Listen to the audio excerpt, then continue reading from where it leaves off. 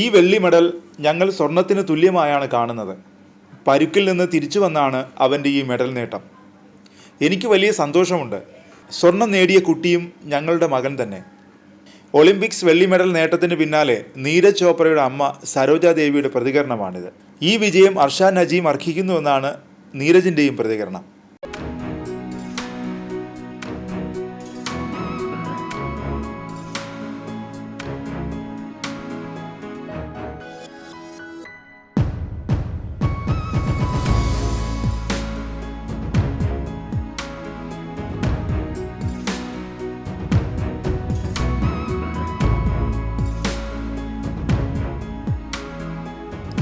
പാകിസ്ഥാൻ താരത്തിൻ്റെ ദിവസമായിരുന്നു അത്.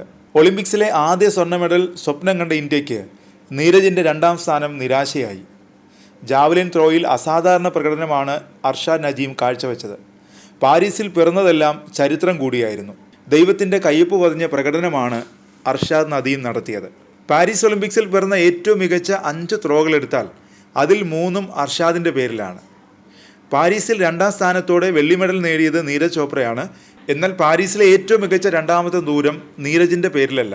92.97 മീറ്ററുമായി സ്വർണ്ണമുറപ്പിച്ച അർഷാദ് നജീം അവസാന ശ്രമത്തിൽ കണ്ടെത്തിയ 91.79 മീറ്ററാണ് നീരജിൻ്റെ വെള്ളി മെഡൽ ദൂരത്തിന് മുന്നിലായി രണ്ടാമതെത്തിയത്.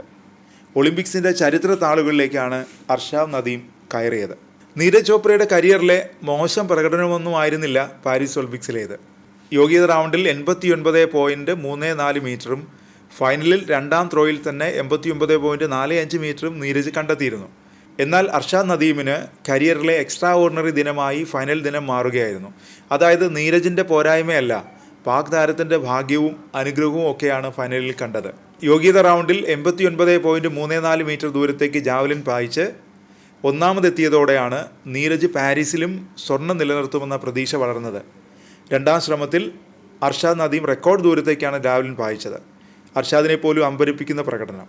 പാക് താരത്തിൻ്റെ പ്രതികരണത്തിലും ഇത് വ്യക്തമായിരുന്നു. തൊട്ടു പിന്നാലെ തൻ്റെ രണ്ടാം ശ്രമത്തിൽ 89.45 മീറ്റർ ദൂരം കണ്ടെത്തി നീരജ് തിരിച്ചടിച്ചു. പിന്നീട് കടുത്ത പോരാട്ടം പ്രതീക്ഷിച്ചെങ്കിലും തുടർന്നുള്ള എല്ലാ ശ്രമങ്ങളും ഫൗളിൽ കലാശിച്ചതോടെ നീരജ് പാരീസിൽ വെള്ളിയിലൊതുങ്ങി. ആരാണ് അർഷാദ് നജീം? പാകിസ്ഥാനിലെ ഖനേ വാളിവിലാണ് താരത്തിൻ്റെ ജനനം. സാമ്പത്തികമായി അത്ര മെച്ചപ്പെട്ട കുടുംബമല്ല. വലിയ പ്രതിസന്ധികളെ തരണം ചെയ്താണ് നജീം ഈ വിജയം സ്വന്തമാക്കിയിരിക്കുന്നത്. തുടക്കകാലങ്ങളിൽ പരിശീലനത്തിലും മത്സരങ്ങളിൽ പങ്കെടുക്കുന്നതിന് യാത്ര ചെയ്യാനുമുള്ള പണം പോലും ഉണ്ടായിരുന്നില്ല എന്നാണ് സ്വർണ്ണ നേട്ടത്തിന് പിന്നാലെ അർഷാദ് നജീമിൻ്റെ പിതാവിൻ്റെ പ്രതികരണം. ഗ്രാമത്തിലുള്ള ജനങ്ങളും ബന്ധുക്കളുമാണ് പണം നൽകി യാത്രകൾക്കായി നജീമിനെ സഹായിച്ചിരുന്നത്. കഴിഞ്ഞ ടോക്കിയോ ഒളിമ്പിക്സിലും നജീം മത്സരിച്ചിരുന്നെങ്കിലും പാകിസ്ഥാൻ സർക്കാരിൽ നിന്നും സഹായമൊന്നും ലഭിച്ചിരുന്നില്ല. കാര്യമായ സ്പോൺസർമാരും ഇപ്പോഴും ഇല്ല. തൻ്റെ പഴയ ജാവലിന് പകരം പുതിയതൊന്ന് വാങ്ങിക്കുന്നതിനായി പണം നൽകി സഹായിക്കണമെന്ന് സോഷ്യൽ മീഡിയയിലൂടെ നജീം അഭ്യർത്ഥിച്ചതും വലിയ വാർത്തയായിരുന്നു.